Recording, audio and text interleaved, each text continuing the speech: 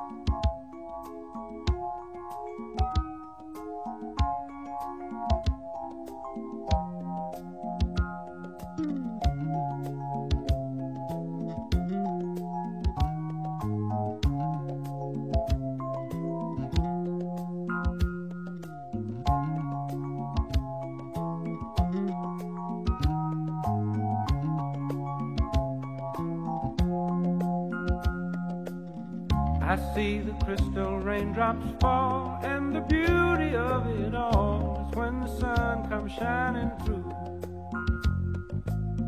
to make those rainbows in my mind. When I think of you sometime, and I want to spend some time with you, just the two of us. We can make it if we try, just the two of us. Just the two of us. Just the two of us. Building castles in the sky, just the two of us. You and I. We look for love, no time for tears. Wasted water's all that is, and it don't make no flowers grow. Good things might come to those who wait, but not for those who wait too late. We gotta go for all we know. Just the two of us. We can make it if we try, just the two of us.